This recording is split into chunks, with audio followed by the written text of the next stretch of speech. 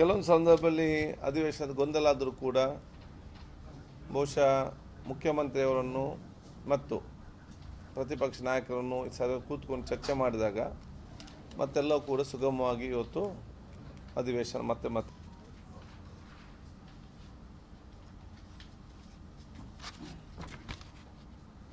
ಬಹುತೇಕ ಎಲ್ಲ ವಿಚಾರ ನಾವು ಇವತ್ತು ಕೊಟ್ಟಿದ್ದೇವೆ. ಕೊನೆಯ ದಿವಸ ಧನವಿನಿಯೋಗ ಬಿಲ್ ಮಾಡುವ ಸಂದರ್ಭದಲ್ಲಿ ಸ್ವಲ್ಪ ಆ ಒಂದು ಗೊಂದಲ ಮತ್ತು ಆ ಒಂದು ಘಟನೆ ಅತ್ಯಂತ ವಿಷಾದನೀಯ. ನಮ್ಮ ಪ್ರಜಾಪ್ರಭುತ್ವ ವ್ಯವಸ್ಥೆಗೆ ಒಂದು ಕಪ್ಪು ಚುಕ್ಕೆ. ಅದು ಆ ಸಂವಿಧಾನ ಪೀಠದ ಗೌರವ ಉಳಿಸಿಕೊಳ್ಳಲಿಕ್ಕೆ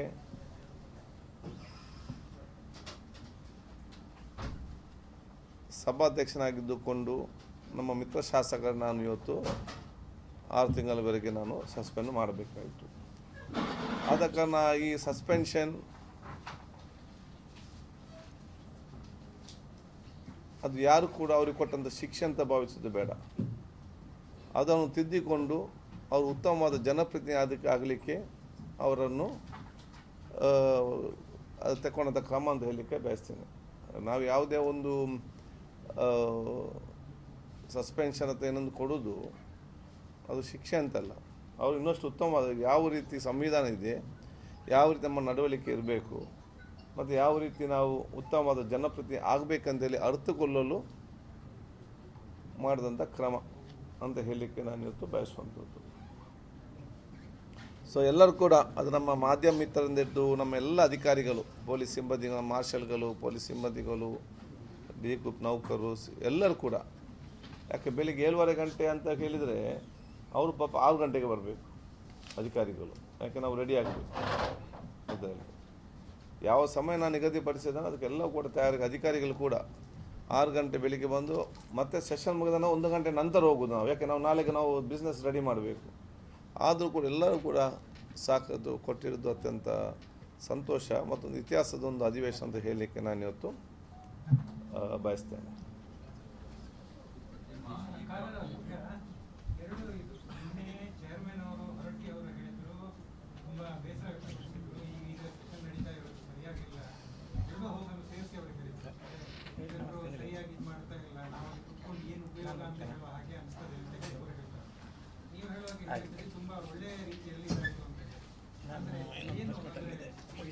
ನೋಡಿ, ಎಲ್ಲವೂ ಸರಿ ಇರಬೇಕಂತೇಳಿ ಅದು ಎಲ್ಲಿಯೂ ಕೂಡ ಇರುವುದಿಲ್ಲ.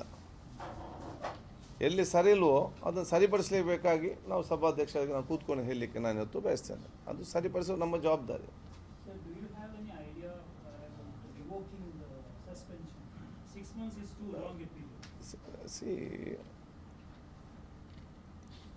ಅವತ್ತು ನಡೆದಂಥ ಘಟನೆ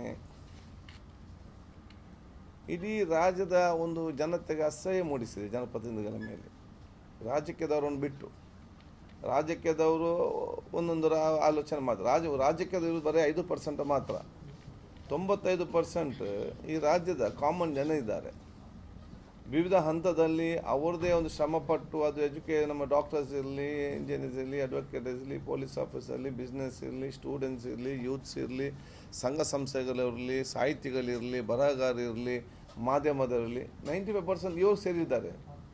ಅವ್ರದ್ದೇ ಒಂದು ಶ್ರಮಪಟ್ಟು ಅವ್ರದ್ದೇ ರೀತಿಯಿಂದ ಶ್ರಮಪಟ್ಟು ಅವ್ರದ್ದೇ ಆದ ಕೊಡುಗೆಯಿಂದ ಈ ರಾಜ್ಯದ ಘನತೆಯನ್ನು ಉಳಿಸಿಕೊಳ್ಳಲಿಕ್ಕೆ ಎಲ್ಲರೂ ಕೂಡ ಈ ರಾಜ್ಯದ ಸರ್ವರು ಕೂಡ ಸಹಕಾರ ಕೊಟ್ಟಿದ್ದಾರೆ, ಶ್ರಮ ಪಡ್ತಾ ಇದ್ದಾರೆ.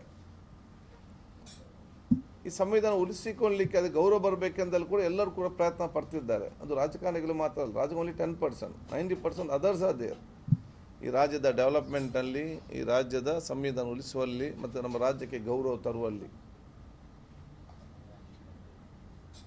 ಬರೀ ಕೆಲವು ಮಂದಿಗಳು ಈ ರೀತಿಯ ಒಂದು ಅಸಹ್ಯವಾದ ಆ ಒಂದು ಪರಿಸ್ಥಿತಿ ಕ್ರಿಯೇಟ್ ಮಾಡಿದ ಕಾರಣ ಇದು ನೋಡುವವರಿಗೆ ಇಡೀ ನಮ್ಮ ರಾಜ್ಯದ ಘನತೆ ಎಲ್ಲಿಗೆ ಬಂದು ನಿಂತಿದೆ. ಇದರಲ್ಲಿ ಅವರು ಕರೆಕ್ಟಾಗಿ ಹೇಳ್ತಾರೆ. ಯಾಕಂತ ಹೇಳಿದೆ, ನನಗೆ ಬಹುತೇಕ ಎಲ್ಲರೂ ಕೂಡ ರಾಜಕೀಯದವ್ರು ಬಿಟ್ಟು ಎಲ್ಲರೂ ಕೂಡ ಹೇಳಿದ್ದು ನೀವು ತಗೊಂಡು ತೀರ್ಮಾನ ಕರೆಕ್ಟಾಗಿದೆ ಅಂತೇಳಿ. ಯಾಕೆ ಇಟ್ ವಾಸ್ 6 ಮಂತ್ಸ್ ಯಾಕೆ ಅಂತ ಹೇಳಿದರೆ,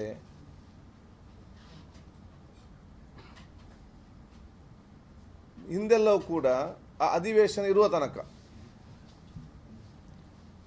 ವಾಟ್ ವಾಸ್ ದ ಇಂಟೆನ್ಷನ್ ದೇನು ಅಲ್ಲಿ ಆ ಗೊಂದಲದಲ್ಲಿ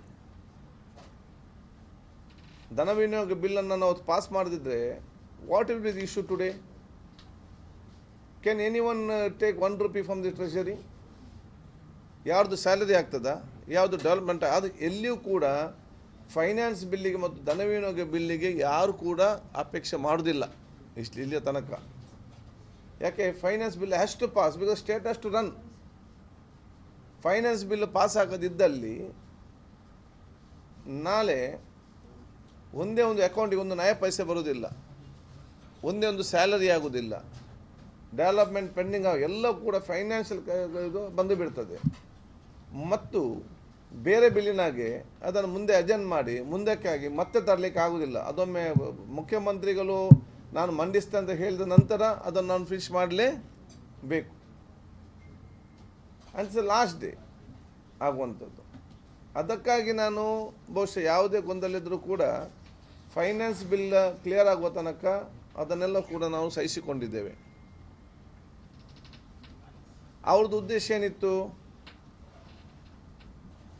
ಫೈನಾನ್ಸ್ ಬಿಲ್ ಬರುವಾಗ ಮೇಲೆ ಬಂದು ಗದ್ದಲ ಮಾಡಿ ಆ ಕಡೆ ಮಾರ್ಷಲ್ಗಳು ಇವನು ಕೆಳಗೆ ದೂಡುದು, ಅವ್ರು ಈ ಕಡೆ ಇದು ಗೊಂದಲಾಗಿ ಇದನ್ನು ನಿಲ್ಲಿಸಿಬಿಡಬೇಕು ಮತ್ತು ಸಮಸ್ಯೆ ಆಗಬೇಕು. ಅದಕ್ಕೆ ನಾನು ಅವಕಾಶ ಮಾಡಿ ಕೊಡಲಿಲ್ಲ.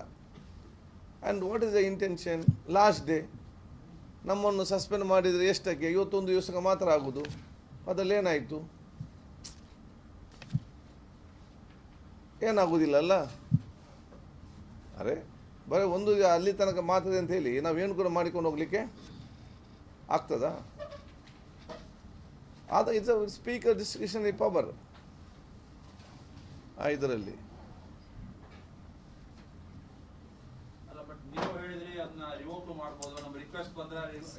ಸಿ ಯಾರು ತಪ್ಪು ಮಾಡಿದ್ದಾರೆ ಆ ತಪ್ಪು ಅವರಿಗೆ ಫಸ್ಟ್ ಅರ್ಥ ಆಗಬೇಕು.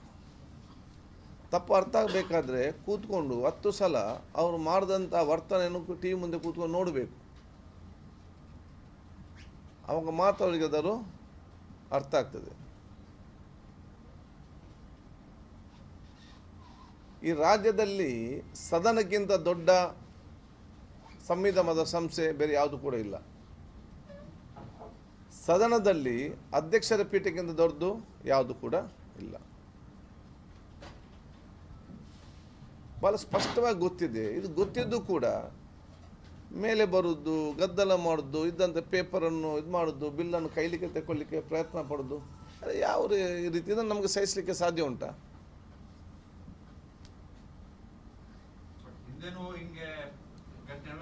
ಏನಾಗಿದೆ? ಶರ್ಟ್ ಆಗಿರೋ ಸಸ್ಪೆಂಡ್ ಆಗಿದೆ. ಅವ್ನು ಮುಂದೇನಿದ್ದು ಶರ್ಟ್ ಆಗಿದೆ. ಈಗ ನೋಡಿ, ಈಗ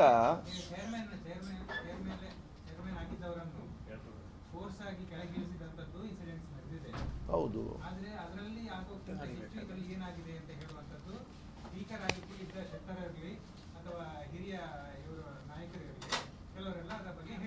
ಅದು ಏನು ಹೇಳಿದ್ದಾರೆ? ಅಲ್ಲ, ಅವರು ಮಾಡದಿದ್ದ ಕಾರಣ ಇದೆಲ್ಲ ರಿಪೀಟ್ ಆಗಲಿಕ್ಕೆ ಸಾಧ್ಯ. ಅವರವತ್ತು ಕೂತ್ಕೊಂಡು ಧೈರ್ಯವಾಗಿ ಸ್ಟ್ರಿಕ್ಟಾಗಿ ಮಾಡ್ತಿದ್ರೆ ಇದು ಬರ್ತಿತ್ತ ಪರಿಸ್ಥಿತಿ? ಅರೆ ಈಗ ಇದನ್ನು ಹಿಂದಿನವ್ರು ಮಾಡಲಿಲ್ಲ, ನಾನು ಯಾಕೆ ಮಾಡಬೇಕಂತ ಬಿಟ್ಟರೆ ನಾಳೆ ಬಂದು ಇವರು ಚೇರಲ್ಲಿ ಕೂತ್ಕೊಳ್ತಾರೆ. ಮತ್ತು ಆಗ ಕೂಡ ಸುಮ್ಮನಿದ್ರೆ ಇನ್ನು ಅರೆ ಈಗ ಇರುವುದಾ? ಯಾವುದೊಬ್ಬ ಧೈರ್ಯವಾಗಿ ತೀರ್ಮಾನ ತಗೊಳ್ಬೇಕಲ್ಲ. ಅವ್ರಿಗೆ ಧೈರ್ಯ ಇರಲಿಲ್ಲ, ಅವ್ರು ಮಾಡಲಿಲ್ಲ. ನನಗೆ ಧೈರ್ಯ ಇದೆ, ನಾನು ತಗೊಂಡಿದ್ದೇನೆ, ಮುಗಿದಷ್ಟೇ ಪ್ರಶ್ನೆ. ಇದರಲ್ಲಿ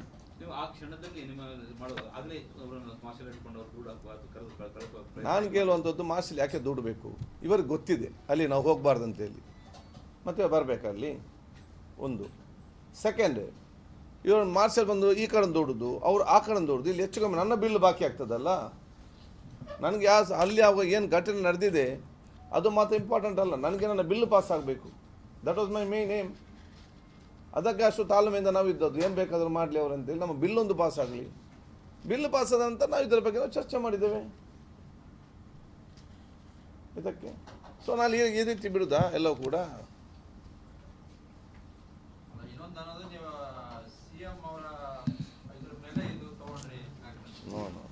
ಯಾರು ಸಿ ಎಮ್ ಆಗಲಿ ಯಾರು ಕೂಡ ಇಂಟರ್ಫಿಯರ್ ಆಗಲಿಲ್ಲ. It is my discretionary power.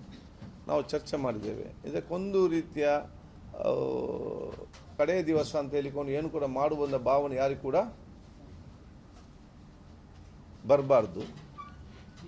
ಈ